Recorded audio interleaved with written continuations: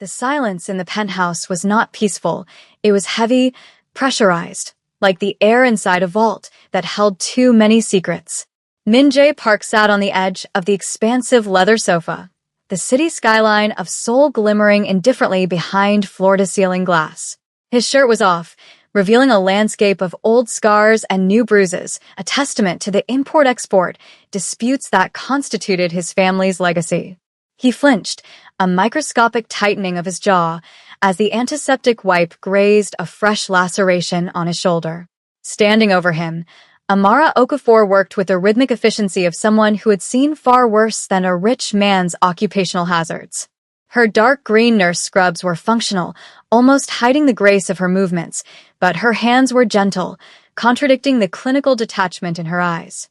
She applied the bandage with a final, firm press, her fingers lingering for a fraction of a second longer than necessary before she pulled away.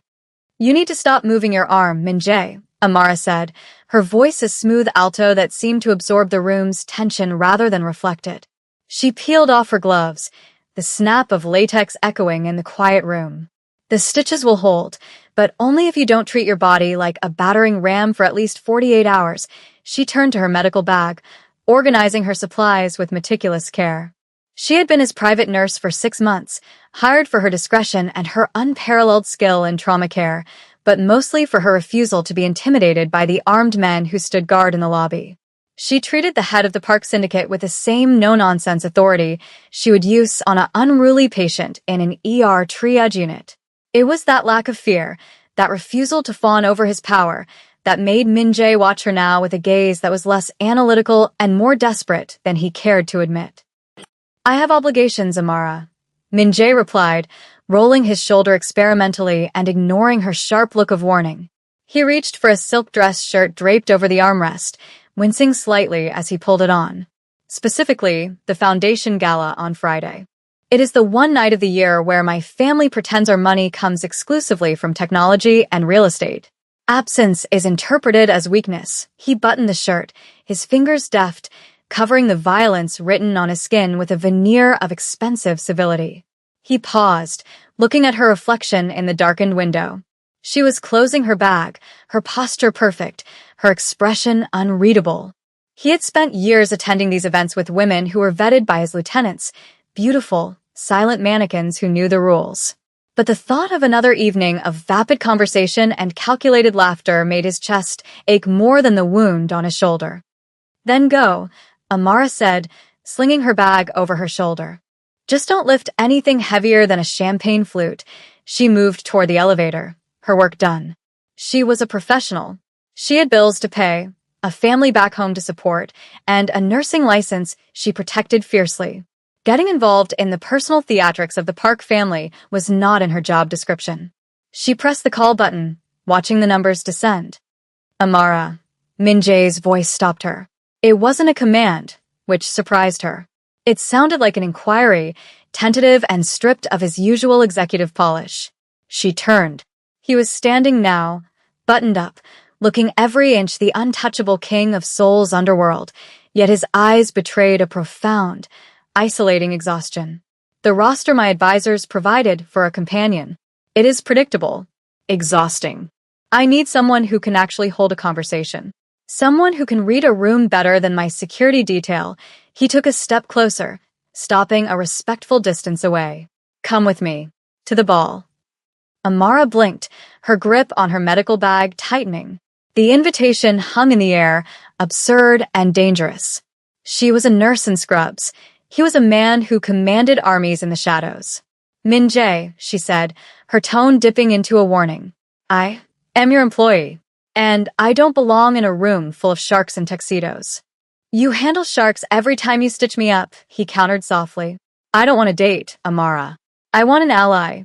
Someone real." The morning sun hit the marble floors of the foyer with blinding intensity, a stark contrast to the shadowy mood of the previous night. Amara had returned to check Min-jae's vitals, a routine visit that felt charged with unanswered questions. She was checking the inventory in the medical cabinet in the hallway when the front doors opened. It wasn't Min-jae, but Junho, his second-in-command and childhood friend, a man whose smile never quite reached his cold, calculating eyes. He was accompanied by two other associates, men in sharp suits who treated the penthouse like a war room. They stopped when they saw Amara, their conversation halting abruptly. Junho looked her up and down, his gaze lingering on her dark green scrubs with a sneer of amusement. To them, she was a utility, a piece of equipment necessary for maintenance, nothing more. "The boss is in the study," Amara said, not looking up from her clipboard. "He is not to be disturbed until I finish his assessment." She kept her voice even, knowing that showing fear to men like Junho was like bleeding in water. Junho chuckled, stepping closer, invading her personal space just enough to be unsettling. "Assessment. Right?" He leaned against the wall, crossing his arms. "I heard a rumor, Nurse Okafor." "A very funny rumor." He glanced at his associates, who smirked in anticipation. "Min-jae seems to be under the impression that he can bring his medical staff to the Foundation Gala. I told him it must be the painkillers talking. Surely, he isn't actually thinking of parading the help in front of the ministers and the CEOs." Amara felt the heat rise up her neck, not from shame, but from a burning, righteous anger. She slowly lowered the clipboard, meeting Junho's gaze. "Mr. Park's social calendar is none of my business," she lied smoothly, though her heart hammered against her ribs. "And my role here is to ensure he survives the stress you people cause him." Min-jae's voice cut through the air like a whip crack. Junho. He stood in the doorway of his study, looking impeccable in a gray suit, though his stance was stiff. He hadn't heard everything, but he had heard enough. He walked over, placing himself physically between his lieutenant and Amara. The protective gesture was subtle, but to the men in the room, it was a shouting match. "Amara is essential to my recovery. You will treat her with the respect due to the person who keeps me breathing." "Of course, Min-jae," Junho said, raising his hands in mock surrender, though his tone dripped with condescension. "I'm just looking out for the optics. The board is already nervous about the Western expansion. Walking in with her might send the wrong message. It looks desperate. Like you couldn't secure a match from one of the families." He cast one last dismissive look at Amara. "Some people are built for the palace, and some are built to clean it. It's better for everyone if we don't confuse the 2-inch. The associates laughed, a low, cruel sound that stripped Amara of her credentials and reduced her to her demographic and her uniform. Min-jae's fists clenched at his sides, his jaw tightening, but before he could speak, Amara stepped forward. She didn't look at Junho. She looked at Min-jae. The insult had done exactly what fear couldn't. It had made up her mind. She saw the shame in Min-jae's eyes, not for her, but for his inability to silence his own world without causing a war. "I'll check your vitals now, Mr. Park," she said, her voice icy and professional. "And we can discuss the schedule for Friday evening." Later that afternoon, the penthouse was quiet again, save for the hum of the HVAC system and the distant city noise. Amara sat in the kitchen, a mug of tea warming her hands. Across from her sat Dae-hyun, Min-jae's personal driver and perhaps the only person in the organization with a functioning sense of humor. He was polishing an apple on his sleeve, watching Amara with a knowing grin. He had driven her home enough times to know she was more than just a nurse. She was a woman of sharp wit and deep pride. "So," Dae-hyun said, taking a loud crunch of the apple. "Junho was being a prick. In other news, water is wet and the sky is blue." He chewed thoughtfully. "But I saw the boss's face. He looked like he wanted to throw Junho off the balcony." "That's new." "It's not funny, Dae-hyun," Amara sighed, staring into her tea. "They think I'm a joke. Aprop. If I go to this gala, I'm walking into a firing squad. They'll tear me apart for not knowing which fork to use, or for wearing the wrong designer." She shook her head. "I spent 6 years in nursing school to save lives, not to be sneered at by gangsters in tuxedos." "You think Min-jae asked you because he needs a nurse on standby?" Dae-hyun asked, his voice dropping the playful edge. "Amara, look. The man is surrounded by sharks and parasites. He spends his life wondering who is going to stab him in the back. When he looks at you, he sees the only person who tells him the truth. That scares Junho. That scares all of them." He leaned forward. "If you don't go, Junho wins. He proves that you know your place. Is that who you are?" The question hung in the air. Amara thought of her mother, who had worked 3 jobs, so Amara could get her degree. She thought of the dignity she carried into every hospital room. She stood up, the chair scraping against the floor. She walked out of the kitchen and straight to Min Jae's office. He was reviewing documents, looking weary. He looked up as she entered, expecting a medical update. "I will go," Amara said, her voice steady. Min Jae put his pen down, his full attention snapping to her. "But I have conditions. I am not going as your employee. I am not going as a prop to make you look progressive. I choose my own dress. I speak my own mind. And if anyone, including your friends, disrespects me, I leave. And I don't just leave the party, Min Jae. I leave this job." Min Jae stood up slowly. For the first time in months, the guarded darkness in his eyes lifted, replaced by a flicker of genuine admiration. He nodded, a solemn gesture of a pact being formed. "Agreed," he said softly. "You are not a prop, Amara. You are the guest of honor. Buy whatever you want. Send the bill to me. No budget."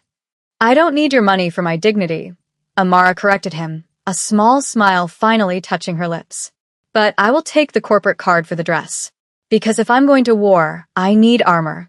The boutique was a cathedral of silk and chiffon, a place where price tags were absent because if you had to ask, you didn't belong. Amara stood before the trifold mirror, the sales assistants hovering nervously with armfuls of pastel, modest gowns, the kind suitable for a demure date of a powerful man. Beige, powder blue, soft pink. They were safe. They were boring. They were exactly what Junho expected her to wear, something that would make her blend into the wallpaper, invisible and harmless. "No," Amara said, dismissing a beaded cream gown. "These are for hiding. I need something for arriving." She walked through the racks herself, her fingers trailing over the fabrics. She stopped at a mannequin in the back. The dress was a deep, vibrant red, the color of arterial blood, the color of passion, the color that demanded the eye. It was sleeveless, with a neckline that was elegant but daring, structured to showcase strength rather than fragility. The fabric was a heavy silk crepe that fell like water. It was a dress for a woman who owned the room, not one who asked permission to enter it. "That one," she said. The preparation was a ritual. On the day of the gala, Amara did not rush. She showered, scrubbing away the smell of antiseptic and the hospital. She applied her makeup with precision, highlighting her high cheekbones, painting her lips a shade that matched the dress. She pulled her hair back into a sleek, sophisticated bun that left her neck exposed, a line of vulnerability she was daring the world to target. When she stepped into the dress, it felt like a transformation. The fabric hugged her curves, the red vibrant against her dark skin. She wasn't just Amara the nurse anymore. She was Amara the woman, a force of nature. She looked at herself in the mirror. The doubt was still there, a quiet hum in the back of her mind, but it was drowned out by the visual evidence of her own power. She thought of Min Jae's scars. She thought of the way he looked at her when he asked her to come. He wasn't asking for a decoration. He was asking for a partner. She took a deep breath, squaring her shoulders. She slipped on gold earrings, simple but heavy. She was ready. When she walked out into the living room of her small apartment, Dae-hyun was waiting to drive her. He dropped his magazine, his mouth falling open. "Holy," he muttered, quickly correcting himself. "Dr. Okafor. The boss is going to have a heart attack. I might have to drive us to the ER instead." Amara laughed, the sound bright and nervous. "Let's go, Dae-hyun. Don't keep the Mafia waiting." The venue was an opera house converted for the evening, a palace of gold leaf and velvet. A red carpet stretched up the stairs, flanked by photographers whose flashes popped like strobe lights. Black limousines idled in a line, depositing the elite of Seoul, politicians, tycoons, and the crime lords who pulled their strings. The air was thick with perfume and the hum of judgment. Min Jae stood near the entrance, checking his watch. He was dressed in a tuxedo that fit him like a second skin, tailored to hide the bandage on his shoulder. He looked imperious, cold, and utterly bored. Junho stood nearby with his own date, a famous actress who looked terrified to breathe wrong. Junho was smirking, checking his phone, likely making bets on whether the nurse would show up in a pantsuit or something off the rack from a department store. "She's late," Junho murmured, loud enough for the circle of sycophants to hear. Maybe she got lost. Or maybe she realized the staff entrance is around the back. Min-jae ignored him, his eyes fixed on the arrival lane. A sleek black sedan pulled up. Dae-hyun hopped out, bypassing the valet to open the rear door himself with a flourish that was uncharacteristically respectful. The crowd quieted slightly, the natural lull of curiosity. A leg emerged, then the rest of her. Amara rose from the car, smoothing the red dress. The streetlights caught the fabric, making it glow. She stood tall, her posture impeccable, her chin lifted. She didn't look at the cameras. She looked straight up the stairs, her eyes locking onto Min-jae. The silence that fell over the group at the top of the stairs was absolute. It wasn't the polite silence of arrival. It was the stunned silence of recalibration. Junho's smirk vanished, replaced by a slack-jawed stare. The whispers died in throats. Amara Okafor did not look like hired help.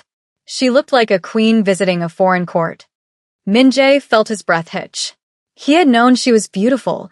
He saw it every day in the harsh light of his apartment. But this was different. This was weaponized beauty. She began to ascend the stairs, the red dress flowing around her, the crowd parting instinctively. As she reached the top, she didn't stop at the periphery. She walked straight to Min-jae, ignoring Junho completely. Min-jae stepped forward, closing the distance, his face breaking into a rare, genuine smile that the cameras frantically tried to capture. He offered his arm, not as a crutch, but as an offering. "You're late," he murmured, his voice rough with emotion. "I had to put on my armor," Amara replied, looping her arm through his. She felt the tension in his bicep, the solid reality of him. She glanced at Junho, offering him a cool, polite nod that was more devastating than any insult. "Shall we go inside, Mr. Park? I believe we have a room to silence." The ballroom was a cavern of crystal and malice, beautiful to the eye, but suffocating to the spirit. Inside, the air was cooler, conditioned to preserve the heavy makeup of the socialites and the fragile egos of the tycoons. As Min-jae and Amara moved through the crowd, the sea of black tuxedos and pastel gowns parted, not out of politeness, but out of a sharp, instinctive curiosity. Min-jae felt the eyes on them, heavy, assessing, calculating the cost of Amara's dress and the provenance of her confidence. He kept his arm firm beneath hers, a silent anchor. He was used to being the most dangerous man in the room, the one people whispered about but never spoke to directly. Tonight, however, the danger felt different. It wasn't the threat of violence, it was the threat of exposure. Amara was too bright, too real for this artificial world, and he felt a sudden, fierce urge to shield her, to take her back to the quiet safety of the penthouse where she was just Amara and he was just a man with a bad shoulder. They were intercepted near the Champagne Tower by Chairman Lee, an elderly industrialist with a smile like a bear trap. Lee had been a thorn in the Park family's side for decades, a man who believed lineage was the only currency that mattered. He held a flute of vintage Krug, his eyes darting over Amara with open skepticism. "Min-jae," Lee boomed, his voice carrying over the string quartet. "We didn't expect to see you. And certainly not with company." He turned his gaze fully on Amara, waiting for her to shrink. "I don't believe we've been introduced. Which family are you from? The Kims of Busan? The Cho estate?" It was a trap, a way to highlight her lack of pedigree in 3 seconds flat. Min-jae opened his mouth to deliver a cutting retort, but Amara squeezed his arm gently, silencing him. She didn't flinch. She didn't look at the floor. She looked Chairman Lee in the eye, her expression pleasant, but holding the steel of a woman who had managed triage units during catastrophic failures. "I am from the Okafor family of Lagos, Chairman," she said, her voice clear and melodic, carrying a distinct pride that confused the old man. "But you wouldn't know them from the boardrooms. You would know my work, however. I manage the trauma recovery for the patients your factories discard when their safety protocols fail." The silence that followed was deafening. Chairman Lee's smile faltered. Amara picked up a glass of water from a passing tray, looking entirely at ease. "In fact, I was just reading the prospectus for tonight's charity auction.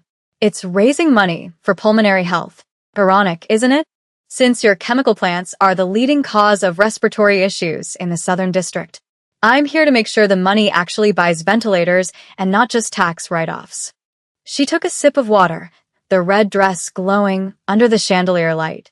Around them, a few younger executives covered their mouths to hide amused smirks.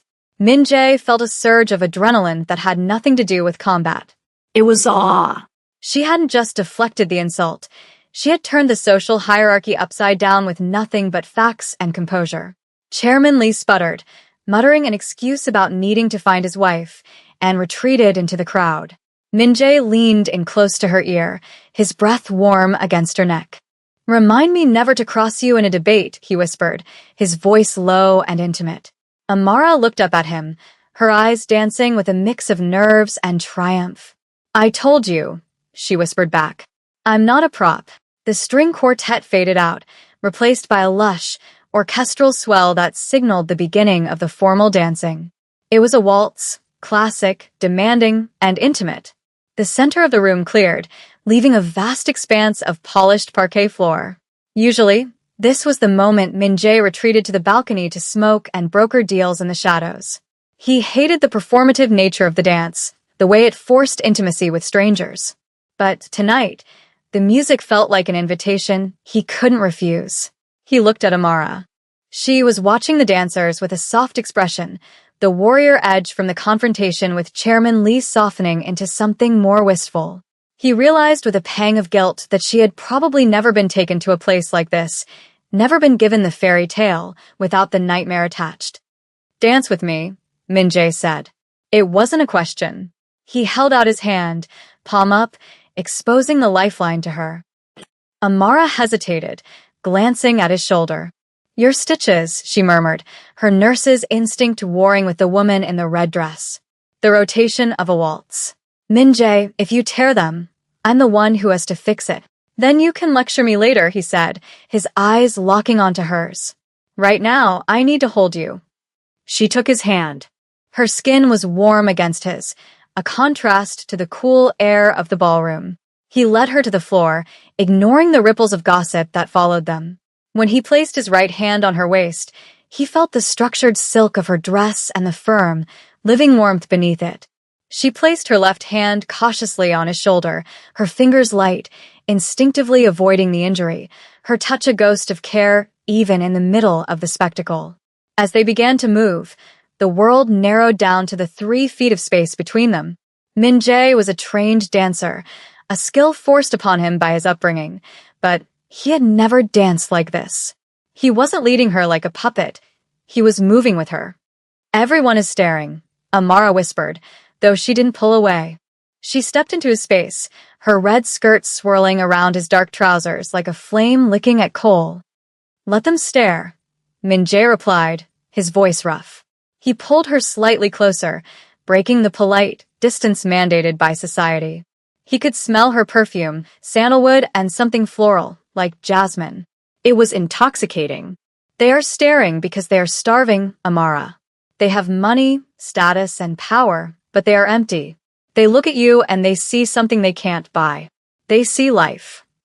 He spun her, and for a moment, she threw her head back, laughing softly, a genuine sound that cut through the pretension of the room. When she looked back at him, her expression had changed. The guard was down. Her eyes searched his face, tracing the sharp line of his jaw, the shadow of exhaustion under his eyes. "And what do you see?" she asked, her voice barely audible over the violins. Min-jae slowed their pace, holding her gaze with an intensity that made her breath hitch. "I see the only thing in this room that matters," he confessed. "I see the woman who saves me, over and over again." The spell was broken not by the end of the music, but by the inevitable intrusion of reality. Min-jae was pulled away by a grim-faced associate regarding an urgent security matter at the docks, leaving Amara alone near the terrace doors. She needed a moment to breathe. The intensity of the dance, the heat of Min-jae's hand on her waist, had left her shaken. She slipped into the ladies' lounge, a sanctuary of marble and gold leaf that was quieter than the ballroom. She leaned against the sink, pressing her cool palms to her flushed cheeks, staring at her reflection. She looked like she belonged, but she felt like an imposter who had just narrowly avoided detection. The door opened, and the air temperature seemed to drop. It was the woman Junho had been speaking to earlier, Min-jae's aunt, a matriarch of the clan who held no official title but wielded terrifying influence. She was small, elegant, and wore diamonds that could feed a city. She moved to the mirror next to Amara, pulling out a lipstick with slow, deliberate movements. She didn't look at Amara. She looked at Amara's reflection, dissecting her with a surgical gaze. "Red is a bold choice," the older woman said, her voice like crushing velvet. "It suggests passion, ambition. It suggests you think you are the main character in the story." She capped her lipstick, the click echoing in the tiled room. Min-jae has always had a weakness for broken things, stray dogs, charity cases. He likes to feel useful. He likes to feel like a savior. Amara stiffened, turning slowly to face the woman. "I am not a charity case," she said, her voice steady despite the trembling in her hands. "And I am certainly not a stray dog." The aunt smiled, a pitiable expression that was worse than a scowl. "Oh, my dear, you are a distraction. A very beautiful, very vibrant distraction from a life that is dark and cold. But distractions are temporary. Next month, he will need to merge our shipping lines with the Han family. That requires a marriage. A real marriage. To a woman who understands that silence is a virtue and that bloodlines are destiny." She stepped closer, placing a withered hand on Amara's forearm. "Enjoy the champagne. Enjoy the dress. Take a few pictures. But do not make the mistake of thinking you can stay in the palace after midnight. The wolves will eat you alive, and Min-jae will be too busy running the pack to stop them." She swept out of the room, leaving Amara standing alone in the silence. The words dug deep, hitting the exact insecurity Amara had been fighting all week. A distraction. Was that it? Was she just a way for Min-jae to rebel against his family for one night? She looked down at the red dress. It suddenly felt like a costume. She felt foolish. She felt exposed. She grabbed her clutch, her heart hardening. She wouldn't wait to be discarded. She would leave on her own terms, just as she had arrived. Min-jae found her near the valet stand outside. The night air was brisk, carrying the smell of rain. Amara was standing apart from the crowd, her arms wrapped around herself, the vibrant energy of the evening drained away. She looked small against the backdrop of the imposing city skyline. When he approached, she didn't turn to face him. Her profile was etched with a cold resolve that terrified him more than any gun he had ever faced. "Amara," he said, reaching out. "I dealt with the issue. We can go back inside, or we can leave. Whatever you want." "I want to go home," she said, her voice flat. She finally turned to him, and her eyes were dry, clear, and devastatingly distant. "And by home, I mean my apartment, not your penthouse." The ride in the back of the sedan was excruciatingly silent. The privacy partition was up, sealing them in a box of leather and tension. Min-jae watched the city lights blur past, his heart hammering against his ribs. He knew something had happened. He could feel the wall she had erected, brick by brick, in the last hour. "Tell me," he demanded softly, breaking the silence. "Who spoke to you? Was it Junho? Was it my aunt?" "It doesn't matter who it was," Amara said, staring out the window. "They told me the truth. The truth you were too polite to say." She turned to him, and the anger finally flared, hot and bright. "I am a nurse, Min-jae. I fix people. I don't play games with dynasties. Tonight was a fantasy. But fantasies end. You have a merger to plan. You have a marriage to arrange. And I have a shift at the clinic on Monday. Is that what you think this is?" Min-jae's voice rose, cracking with frustration. "A game? Isn't it?" Amar shot back. "You brought me there to make a point to your family, to show them you own yourself. I was the prop, Min-jae, the bold choice in the red dress. But I am not going to be your secret comfort while you marry some heiress to secure your shipping lines. I won't be the woman you visit in the dark." "Stop the car," Min-jae commanded. Dae-hyun, sensing the volatility, pulled over instantly to the curb of a quiet street. Min-jae turned to Amara, ignoring the pain in his shoulder as he shifted to face her fully. He took her hands. She tried to pull away, but he held on, desperate. "I didn't bring you to make a point," he said, his voice shaking. I brought you because when I am in a room with 500 people, you're the only one I see. You're the only one who doesn't look at my money or my scars. You look at me. You think I care about the shipping lines? You think I care about the Han family merger? I would burn it all down before I let them dictate my life again. He brought her hand to his chest, pressing it over his heart, which was beating frantically. I don't want a mistress, Samara. I don't want a secret. I want the woman who had the courage to tell Chairman Lee to go to hell. I want you. Amara looked at him, searching for the lie, but finding only raw, bleeding honesty. The defense mechanism she had built up, the pride, the professional distance, began to crumble. You are a dangerous man, Min Jae, she whispered, her voice trembling. Your world destroys things. Then help me build a new one, he pleaded. He leaned in, closing the distance until their foreheads touched. Stay. Not as my nurse, as my partner. 3 months later, the headline on the Seoul Business Daily was not about a gang war or a scandal. It was about the launch of the Park Okafor Medical Initiative, a massive endowment directed toward public health clinics in the industrial sector. The photo accompanying the article showed Min Jae Park cutting a ribbon. He looked different, healthier, the shadows under his eyes gone, his suit sharp but less armor-like. Beside him, standing not behind but firmly at his side, was Amara. She wasn't wearing scrubs, nor was she wearing a ball gown. She wore a tailored cream suit that spoke of authority and elegance. They were in the back of the car again, but this time, the partition was down, and sunlight flooded the cabin. Min Jae was reading a file on his tablet, his hand resting absently on Amara's knee. Amara was scrolling through her phone, smiling at a text from Daehyun, who is now officially head of their personal security detail and complained daily about the lack of drama. The board is still grumbling about the cost of the new pediatric wing, Min Jae noted, though he didn't sound concerned. He sounded like a man who enjoyed the fight. Amara didn't look up from her phone. Tell them if they complain again, I'll have them sit through a 4-hour seminar on infectious disease vectors. Min Jae chuckled, closing the tablet. He looked at her, a look of profound, settled contentment. The public scrutiny was still there. The whispers hadn't vanished entirely. There were still people who called her the nurse queen behind her back, thinking it was an insult. They didn't realize she wore the title like a badge of honor. She had kept her job at the hospital, reducing her hours but refusing to quit, keeping one foot in the real world to ensure Min Jae never drifted too far back into the shadows. He took her hand, interlacing their fingers. The scar on his shoulder had healed into a thin white line, a memory of the night it all began. Are you ready for the gala tonight? He asked. I hear the theme is spring renewal. Amara smiled, turning to kiss his cheek.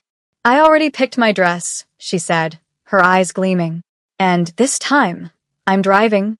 Min Jae laughed, the sound echoing in the car, light and free. As you wish, he said. Just don't scratch the rims.